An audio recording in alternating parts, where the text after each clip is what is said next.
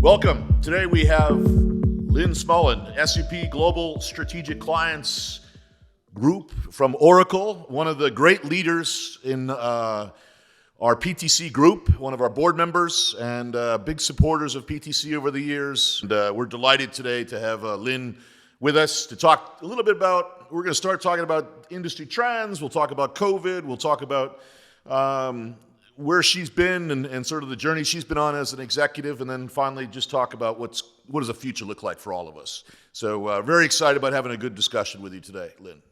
Oh, Bill, I am so honored to be here. Thank you. And thank you for not only having me here, but for all you do for PTC, for our industry. It's such an honor. So thank you. Awesome. Well, thank you. It's great to be here. So obviously we're all network people and infrastructure people. What kind of infrastructure is Oracle? Are you putting infrastructure all over the world? Absolutely. So, one of the things that's really unique about Oracle, I would tell you, is that we're the only cloud provider today that runs entirely on its own cloud. And that includes anything from our infrastructure, from a compute or a hardware perspective, a database, and an operating level. It also includes physical elements too. So data centers, either data centers that we have partnered with someone like an Aligned or a Digital Realty or an Equinix, network providers where we partner for the connectivity that connects. It's kind of, the fiber that connects and the lit services that connect those cloud infrastructure environments, the application environments, but most importantly to our clients on a global footprint standpoint.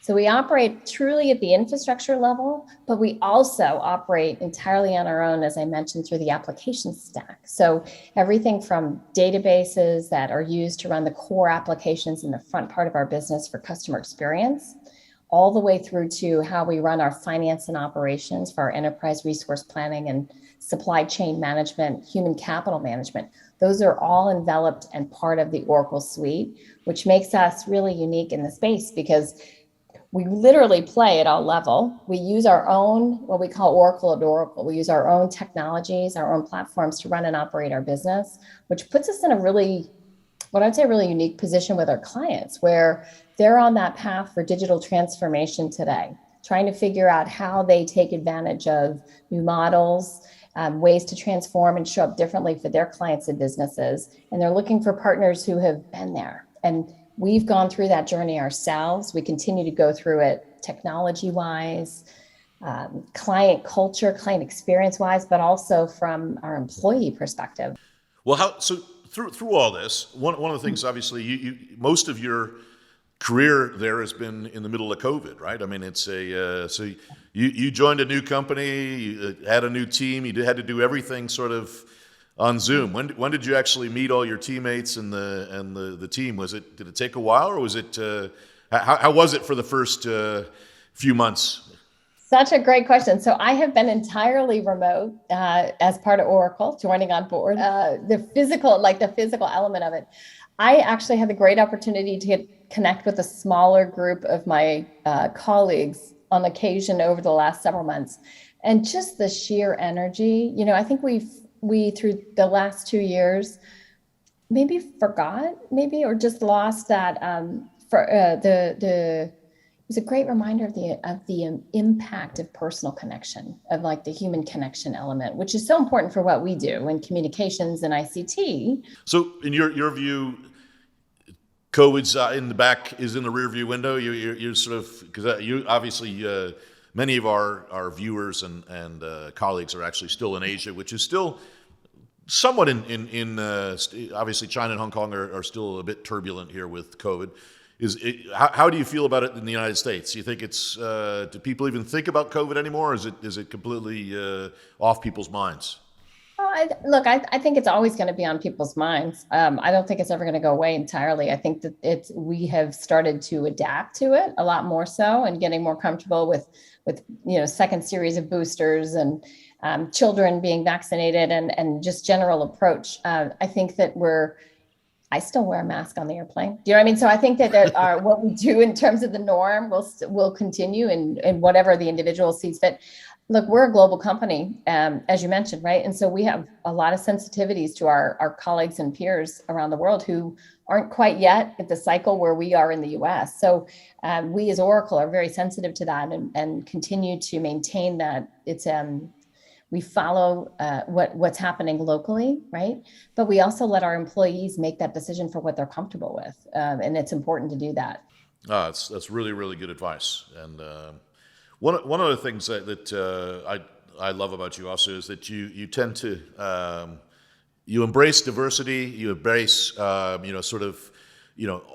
different types of people. And I think one of the things that you've done is you've really helped us think about what to do in the PTC in terms of how we focus going forward and build a kind of a more inclusive world.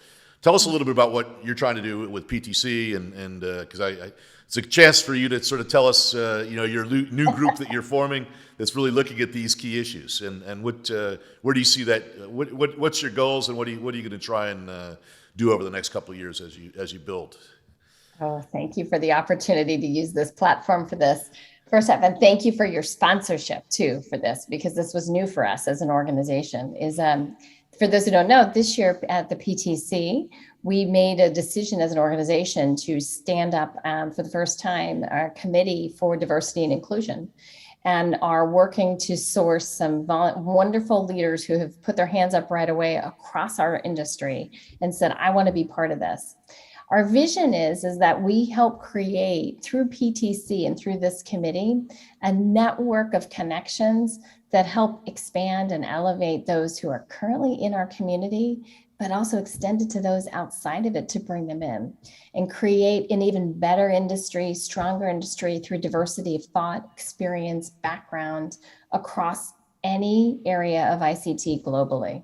And that is a big thing to take on. So now we're looking at how do we discreetly create opportunities? What does that look like? Well, the first thing we're looking at is partnering.